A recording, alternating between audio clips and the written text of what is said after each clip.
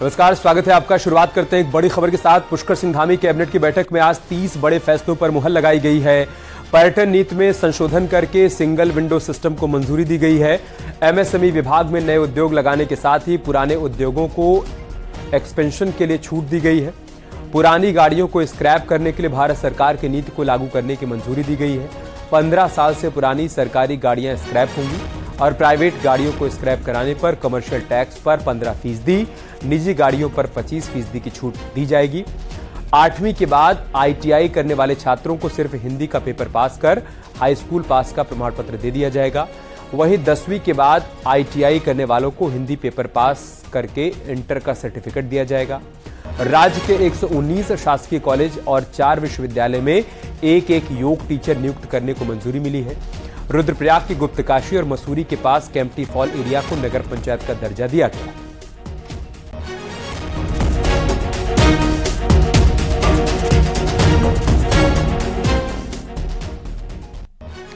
इन तमाम फैसलों के अलावा कैबिनेट में आज एक और बड़ा फैसला लिया गया, जो कि पुरानी पेंशन से जुड़ा हुआ रहा।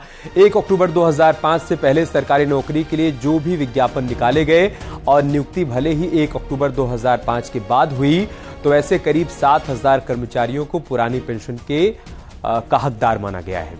लोकसभा चुनाव से पहले धामी सरकार ने बड़ा फैसला लिया है। हालांकि अक्टूबर 2005 के बाद निकाले गए नौकरी के विज्ञापनों पर यह आदेश लागू नहीं होगा, यानी उन्हें नई पेंशन ही मिलती रहेगी। 1 अक्टूबर 2005 के बाद पुरानी पेंशन खत्म करके नई पेंशन लागू की गई थी, लेकिन कर्मचारी लगातार मांग कर रहे थे और उनकी दलील यही थी कि उनकी नियुक्ति के लिए विज्ञापन पहले जारी किया गया था। अब धामी कैबिनेट ने करीब 7,000 कर्मचारियों को बड़ा तोहफा दिया है। हरियाणा के बाद उत्तराखंड दूसरा ऐसा राज्य है जिसने कर्मचारियों की इस मांग को माना है। कट ऑफ डेट जो है वो 1 अक्टूबर 2005 थी, तो उस तारीख को जितने भी पदों की विज्ञप्ति निकल चुकी थी या नोटिफिकेशन हो चुकी थी, उसके अगेंस्ट जितने भी कर्मचारी अधिकारी बाद में भर्ती होके आए, उनको विकल्प दिया जाएगा। तो अगर वो चाहेंगे तो ओल्ड पेंशन स्कीम में जा सकते हैं। कैबिनेट का निर्णय हो गया है, जीओ हो गया, लगभग 3 महीने का समय दिया जाएगा विकल्प देने के लिए। तो जो विकल्प देंगे उसको फिर इम्प्लीमेंट करेंगे। आज पुरानी पेंशन जो बहाली, जो वर्षों पुरानी मांग थी, आज उत्तराखंड के माननीय मुख्यमंत्री और उनकी कैबिनेट द्वारा पास किया गया, जिसके लिए समस्त शिक्षकों में उत्साह है। और एक बड़ी खबर हरिद्वार से है। मंगलौर से विधायक सरवत करीम अंसारी का आज सुबह दिल्ली में निधन हो गया, जिसके बाद आज ही उनका अंतिम संस्कार किया गया। पूरे राजकीय सम्मान के साथ उनका अंतिम संस्कार किया गया। सरवत करीम अंसारी के जनाजे में बड़ी संख्या में लोग शामिल हुए। इससे पहले उनका पार्थिव शरीर मंगलौर लाया गया और बस स्टैंड पर अंतिम दर्शन के लिए रखा गया। यहां भी बड़ी संख्या में अंतिम दर्शन के लिए लोग पहुंचे और उन्हें श्रद्धांजलि दी, जिसमें पुलिसकर्मी और जनप्रतिनिधि भी शामिल थे। मंगलौर से बीएसपी के विधायक सरवत करीम अंसारी का दिल्ली के अस्पताल में निधन हुआ। करीब 2 महीने पहले उन्हें हार्ट अटैक आया था, जिसके बाद उनकी बाईपास सर्जरी की गई और फिर तबीयत बिगड़ने के बाद उन्हें दिल्ली इलाज के लिए रेफर किया गया, लेकिन डॉक्टर्स उन्हें बचा नहीं पाए। सरवत करीम अंसारी ने 2022 के चुनाव में कांग्रेस के काजी निजामुद्दीन को हराकर जीत हासिल की थी। बहुत दुखद घटना है, अति दुखद जिसे कह सकते हैं। इसका कोई शब्दों में बयान नहीं। जनता भी उनके कार्य को याद रखेगी, हम भी साथी के तौर पर याद रखेंगे और विधानसभा की जनता भी याद रखेगी। ऐसा नहीं, कोई इतनी जल्दी कोई भूल नहीं सकता। उत्तराखंड हाईकोर्ट ने बड़े पैमाने पर जिला जजों समेत कई न्यायिक अधिकारियों के ट्रांसफर कर दिए हैं। अल्मोड़ा, रुद्रप्रयाग और पौड़ी के जिला जजों का ट्रांसफर किया गया है। पौड़ी जिला जज आशीष नैथानी को हाईकोर्ट का जिला जज बनाया गया है। रजिस्ट्रार अनुज सिंघल को रुद्रप्रयाग का जिला जज बनाया गया है। अल्मोड़ा जिला जज कौशल कुमार शुक्ला को रजिस्ट्रार विजिलेंस हाईकोर्ट बनाया गया है। रुद्रप्रयाग से जिला जज श्रीकांत पांडे को अल्मोड़ा जिला जज के तौर पर भेजा गया है। इसके साथ ही नैनीताल के अपर जिला जज प्रथम अजय चौधरी को प्रमोशन देकर पौड़ी का जिला जज बनाया गया है। विकासनगर देहरादून के अपर जिला जज राहुल गर्ग को नैनीताल का अपर जिला जज प्रथम बनाया गया है।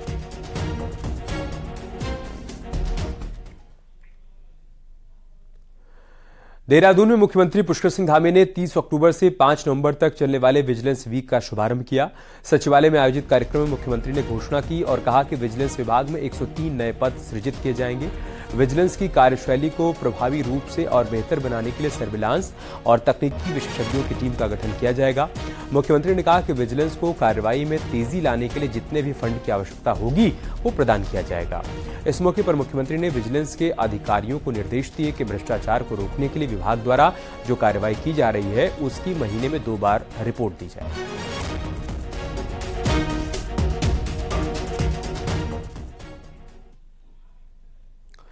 उद्यान विभाग का घोटाला कितना बड़ा है और किसानों के नाम पर गड़बड़ी के तार कहां तक जुड़े हुए हैं, इन सवालों के जवाब अब सीबीआई जांच में मिल पाएंगे, जब माली से लेकर महानिदेशक तक से पूछताछ की जाएगी कि आखिर इतनी बड़ी बंदरबाट हुई कैसे।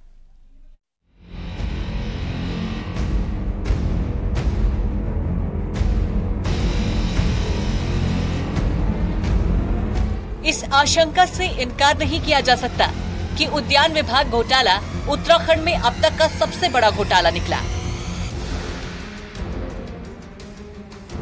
सीबीआई की जांच के दायरे में पेड़ लगाने वाले माली से लेकर महानिदेशक तक आएंगे कि आखिर किसानों के नाम पर मंजूर करोड़ों रुपए का क्या हुआ, विभाग के अफसरों की भूमिका कितनी संदिग्ध है, उसकी पोल आरटीआई में मिली ये सूचना खोलती है। एक तरफ कहा जा रहा है कि बीजेपी विधायक के भाई को सेब के पौधे मुख्यमंत्री एकीकृत बागवानी मिशन के तहत 50% कीमत चुकाने पर दिए गए, जबकि इसके ठीक उलट आरटीआई में खुलासा हुआ है कि विधायक के भाई को सेब के 2402 पौधे फ्री में दिए गए। इस बात पर विधायक के भाई से ज्यादा सवाल उद्यान विभाग पर खड़े होते हैं और जांच शुरू होने पर ऐसे ही सवालों के जवाब विभाग के माली से लेकर महानिदेशक और सचिव को देने होंगे। विधायक जो है मुफ्त में जो है उद्यान विभाग से सेब के पौधों को लेने का काम करता है, तो इससे गंभीर विषय तो दूसरा हो नहीं सकता है। ये तो प्रथम दृष्टता जो है भ्रष्टाचार में उनकी संलिप्तता को प्रदर्शित करता है। तो विभाग और सरकार की मिली भगत है। सवाल ये भी है कि इतने बड़े घपले में निर्देशक बावेजा को सस्पेंड करने के अलावा किसी और पर एक्शन क्यों नहीं हुआ। न्यूज़ 18 ने इन सवालों का जवाब जानने के लिए उद्यान विभाग का रुख किया, लेकिन छोटे अफसर घपले पर कुछ नहीं कहना चाहते। मंत्री गणेश जोशी विदेश दौरे पर हैं, सचिव दीपेंद्र चौधरी चुनाव की ड्यूटी में हैं और महानिदेशक और निर्देशक रणवीर सिंह चौहान मीटिंग में व्यस्त रहे। हालांकि बीजेपी प्रदेश अध्यक्ष का कहना है कि सीबीआई जांच में जो दोषी होगा वो बचेगा नहीं। सीबीआई जांच होने के बाद दूध का दूध पानी, आखिरकार जो भी उस पर दोषी है वो सजा उसको मिलनी चाहिए। इसका प्रावधान ही सीबीआई द्वारा होगा। सीबीआई जांच को आने दीजिए, उसके बाद जो भी कार्रवाई इस संदर्भ में होगी वो सरकार द्वारा की जाएगी। उद्यान विभाग आमतौर पर कम ही चर्चाओं में रहता है, लेकिन विभाग के अफसरों की कारगुजारियों ने उद्यान को बदनाम कर दिया है। और उससे भी बड़ी बात ये कि मेले से लेकर पौधों तक में बड़ा खेला उन किसानों के नाम पर हुआ जिनके नाम पर करोड़ों की स्कीमें बनती हैं। देहरादून से न्यूज़ 18 के लिए दीपांकर भट्ट की रिपोर्ट। पिथौरागढ़ से नियमित हवाई सेवा का मुद्दा लगातार तूल पकड़ रहा है। क्षेत्रीय विधायक मयूख महर ने इस मुद्दे को लेकर अनिश्चितकालीन धरना शुरू कर दिया। विधायक महर ने अपने समर्थकों के साथ कलेक्ट्रेट परिसर में धरना शुरू कर दिया। विधायक का कहना है कि डबल इंजन की सरकार हवाई सेवा के नाम पर लोगों के साथ छल कर रही है, जबकि केंद्र से लेकर राज्य सरकार पहले सितंबर और फिर पीएम के दौरे के बाद नियमित हवाई सेवा का दावा कर रही थी। बावजूद इसके हवाई सेवा शुरू नहीं हो पाई। विधायक ने साफ कर दिया कि नियमित हवाई सेवा के साथ ही अन्य 3 मुद्दों को लेकर उनका आंदोलन अब मांगे पूरी होने तक जारी रहेगा। हवाई यातायात से दिल्ली, देहरादून, पूरे देश में आवागमन करेंगे और उनके अच्छे दिन आ रहे हैं। पर बड़ी दुखद बात है कि आज 7 साल इस सरकार को लगातार इस प्रदेश में शासन करते हुए हो चुका है, पर पिथौरागढ़ में हवाई पट्टी में अभी तक कोई हवाई सेवा का संचालन नहीं हुआ है। रुद्रप्रयाग में केदारनाथ ऑल वेदर रोड पर बांसवाड़ा के पास एक बाइक और कार की जबरदस्त भिड़ंत हो गई। भिड़ंत इतनी तेज थी कि बाइक सवार का पैर बुरी तरीके से जख्मी हो गया और शरीर पर कई जगहों पर गंभीर चोट के निशान हैं, जिसके बाद उसे डीडीआरएफ रेस्क्यू कर अगस्त मुनि मैदान तक पहुंचाया गया। जहां से उसे हेलीकॉप्टर से एम्स ऋषिकेश भेजा गया। एक कार और एक बाइक की आपस में भिड़ंत होने के कारण जो बाइक सवार था उसके जो पाँव था वो काफ़ी जीर्ण शीर्ण अवस्था में था, जिससे कि तुरंत अगस्त्यमुनि हॉस्पिटल में लाया गया और वहां पर डॉक्टरों ने उसे एम्स के लिए रेफर कर दिया गया था। हरिद्वार में राज्य कर विभाग ने 4 ट्रांसपोर्टर्स का 6 ट्रक माल जब्त कर लिया, जिसे बड़े पैमाने पर टैक्स चोरी कर लाया जा रहा था। इसमें किराना, कपड़े, प्लास्टिक और टायर जैसे सामान शामिल हैं। विभागीय अधिकारी पकड़े गए माल की जांच कर रहे हैं। पकड़े गए माल की कीमत 50 लाख रुपए से ज्यादा आंकी जा रही है, जिससे विभाग को करीब 15 लाख तक के राजस्व की वसूली होगी। त्योहार के चलते राज्य कर विभाग ने विशेष अभियान भी चलाया है, जिसके तहत जिले के सभी बॉर्डर पर माल वाहनों की चेकिंग भी की जा रही है। 6 गाड़ियां हमने रोकी है जांच के लिए। इनके बिलों की, इनकी जो माल है उनके बिलों से सत्यापित किया जा रहा है और अब बिलों से बाहर अगर कोई होगा तो उस पर नियमानुसार पेनल्टी की कार्रवाई की जा रही है। देहरादून की रायपुर पुलिस ने 2 फरार आरोपियों के घर पर कुर्की का नोटिस चस्पा किया है। दोनों के घर पर पुलिस ढोल नगाड़े के साथ पहुंची और कुर्की का नोटिस चस्पा किया गया। मुजाहिद और नमजीन पर फर्जी मुकदमे में फंसाने और षड्यंत्र रचने का आरोप है। दोनों ही आरोपी लंबे समय से फरार चल रहे हैं।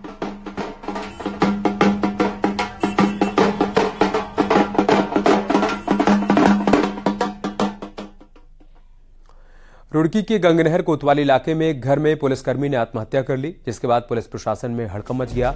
बताया जा रहा है कि पुलिसकर्मी देहरादून में तैनात था और रुड़की में सीपीयू में तैनात महिला पुलिसकर्मी से उसका प्रेम प्रसंग चल रहा था। मृतक सिपाही पहले से ही शादीशुदा था और उसके 2 बच्चे भी हैं। सिपाही पर प्यार का खुमार इस कदर चढ़ा कि वो प्रेमिका से मुलाकात करने के लिए रुड़की पहुंच गया। बताया जा रहा है कि महिला पुलिसकर्मी की सगाई भी हो चुकी है, जिसके चलते सिपाही दुखी था और उसने आत्महत्या कर ली। ये सिपाही ड्रीम 11 में 40 लाख रुपए जीतने पर काफी चर्चा में था। वहीं इस मामले में पुलिस अधिकारी कुछ भी बोलने को तैयार नहीं।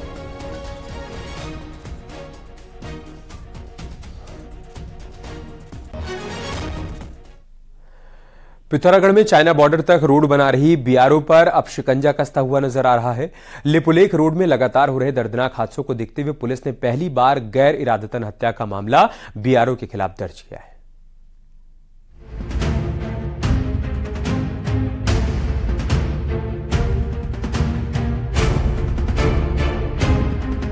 दो 2020 में लिपुलेख तक रोड काटकर भले ही बीआरओ ने वाहवाही लूटी हो, लेकिन सुरक्षा के लिहाज से अहम इस रोड का जो हाल फिलहाल है, उससे बीआरओ की कार्यप्रणाली सवालों के घेरे में है।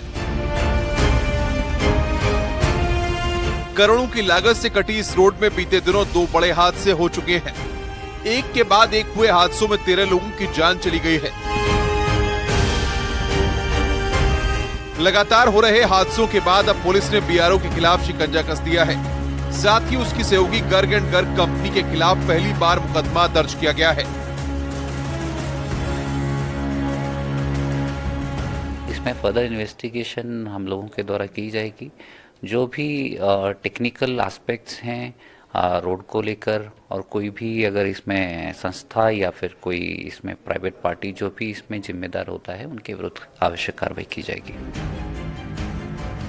दुर्गम इलाकों को रोड को कनेक्ट करने के लिए 1960 में बीआरओ का गठन हुआ था, लेकिन उत्तराखंड में बीआरओ की कार्यप्रणाली पर अक्सर सवाल उठते ही रहे हैं। हालात तो हैं कि रक्षा मंत्रालय के अधीन आने वाले बीआरओ पर राज्य सरकारें भी मनमानी का आरोप लगाती रही हैं। उत्तराखंड में पिथौरागढ़, चमोली, उत्तरकाशी में बीआरओ बॉर्डर इलाकों में रोड बना रही है, लेकिन सबसे अधिक सवाल लिपुलेख रोड पर खड़े हुए हैं। पैरा फिट नहीं है और साथ ही जो है बड़े बड़े बोल्डर जो विस्फोट के बाद जो है वो लटके हुए हैं। इन पर लगातार जिलाधिकारी मैम के द्वारा भी उनसे अनुरोध किया गया है कि भाई इसको हटाओ, जो लटके हुए बोल्डर है उनको हटाओ और साथ ही सड़क जो है फाइनल की तरफ बढ़ो। चीन और नेपाल बॉर्डर को जोड़ने वाली लिपुलेख रोड सुरक्षा के लिहाज से तो अहम है ही, साथ ही ये रोड आदि कैलाश और ओम पर्वत जैसे धार्मिक पर्यटन स्थलों को भी जोड़ती है। पीएम नरेंद्र मोदी के दौरे के बाद आदि कैलाश को लेकर सैलानियों का क्रेज बढ़ा है, लेकिन मौत को दावत देती लिपुलेख रोड अब लगता है कि इन संभावनाओं को खत्म कर रही है। न्यूज 18 के लिए पिथौरागढ़ से विजय वर्धन उप्रेती की रिपोर्ट।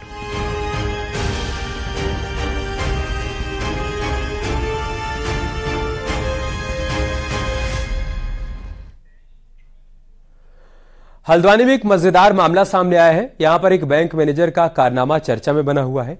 दरअसल हल्द्वानी में मौजूद एक निजी बैंक ने अपने ग्राहक को पहले 1.5 करोड़ का लोन दिया, लेकिन ग्राहक समय पर लोन चुकता नहीं कर पाया तो मैनेजर कुछ बैंक कर्मचारियों के साथ ग्राहक के घर पहुंच गया।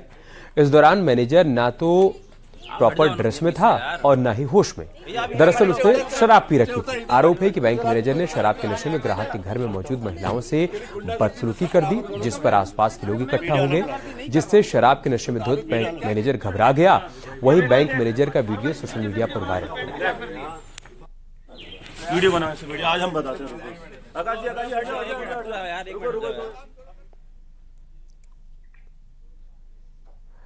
और चलिए तेज रफ्तार के साथ देखते हैं पहाड़ की 10 बड़ी खबरें। कोटद्वार में ट्रेन की चपेट में आने से एक हाथी की मौत हो गई। कौड़िया रेलवे फाटक के पास हुआ हादसा। रामनगर में एक बाघ में शख्स पर हमला कर उसे घायल कर दिया। पीड़ित हरलाल सिंह मजदूरी करता है। घटना कोसी रेंज की बताई जा रही है।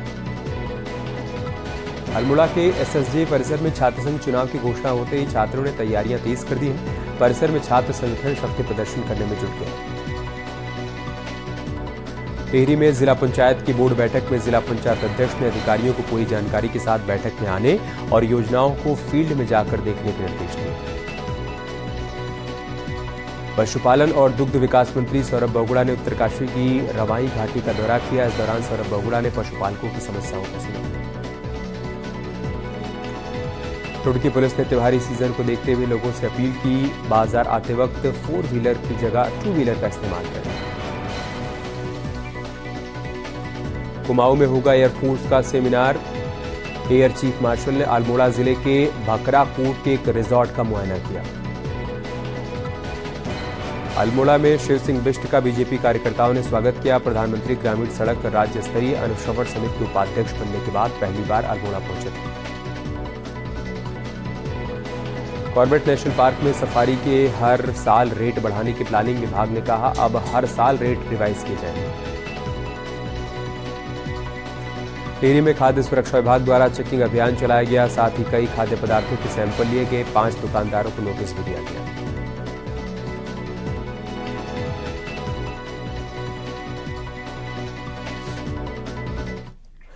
उत्तराखंड हाईकोर्ट ने नैनीताल जिले के कोसी, दाबका, गौला और नंधौर नदी के सभी गेट पर खनन धर्मकांटा लगाने के टेंडर को रद्द कर दिया। साथ ही कोर्ट ने एमडी फॉरेस्ट डेवलपमेंट कॉर्पोरेशन पर 50,000 रुपए का जुर्माना लगाया। जुर्माने की राशि एमडी को खुद ही वहन करनी होगी। वहीं टेंडर में हुई बड़ी गड़बड़ी पर हाईकोर्ट ने विजिलेंस जांच के आदेश भी दिए हैं और कहा है कि 4 महीने के अंदर विजिलेंस जांच को कोर्ट के सामने रखा जाए। निकाली गई थी जो कि इलेक्ट्रॉनिक वेइंग ब्रिजेस लगाने हैं माइनिंग के दौरान, माइनिंग सीजन में। वो टेंडर प्रक्रिया में जो कंडीशंस थी वो सारी की सारी उत्तराखंड प्रोक्योरमेंट रूल्स 2017 के अगेंस्ट में थी और इस तरह से टेलर मेड थी कि उसमें खाली और खाली एक ही प्रतिभागी रिस्पॉन्सिव हो रहा था। जिन विधानसभा क्षेत्र में बीजेपी चुनाव हारी और कांग्रेस के विधायक जीते हैं, वहां पर बीजेपी ने अपने सांसदों की ड्यूटी लगाई है। लोकसभा और राज्यसभा सांसद आने वाले दिनों में अलग अलग विधानसभा क्षेत्रों में जाएंगे। चक्राता से कांग्रेस के विधायक प्रीतम सिंह का यह कहना है कि अच्छी बात है कि सांसद आ रहे हैं, लेकिन पिछले 5 साल से सांसद कहां थे, सिर्फ चुनाव को देखते हुए अब आने की बात कर रहे हैं। वहीं राज्यसभा सांसद नरेश बंसल का कहना है कि कांग्रेस अपने भविष्य की चिंता करे, जिनके नेता एसी कमरे में बैठकर काम करते हैं, जबकि बीजेपी में प्रधान से लेकर प्रधानमंत्री तक हर दिन 24 घंटे जनता के बीच रहते हैं। मैं सांसदों से पूछना चाहता हूं कि भाई 5 साल का कार्यकाल आपको हो गया है, तब कहां नदारत थे आप? तब कौन सा विकास का काम आपने जिन विधानसभाओं में आप हारे कराने का काम किया है? वो तो शून्य है उनकी जो उपलब्धियां हैं। तो किस आधार पर लोगों के बीच में जाएंगे? किस आधार पर लोगों से कहेंगे कि यहां बीजेपी को मजबूत करें? मजबूत तो तब किया जाता है जब आप कुछ करने का काम करें। कांग्रेस अपनी चिंता करे, हम कहाँ थे कहाँ नहीं थे ये हमको भी पता है, हमारी पार्टी को भी पता है और जनता को भी पता है। केवल भारतीय जनता पार्टी ऐसी पार्टी है जिसके बूथ अध्यक्ष से लेकर के राष्ट्रीय अध्यक्ष तक और गांव के सरपंच से लेकर के प्रधानमंत्री तक 365 दिन 24/7 जनता के बीच में रहते हैं, जनता की समस्याओं का समाधान करते हैं। कांग्रेस की तरह एसी रूम में बैठकर विज्ञप्ति जारी नहीं करते। कॉर्बेट नेशनल पार्क की सफारी के रेट्स में 3 गुना तक बढ़ोतरी की गई है, जिससे कॉर्बेट पार्क की सफारी आम इंसानों से मीलों दूर हो गई है, जबकि विभाग हर साल रेट रिवाइज करने की बात कर रहा है।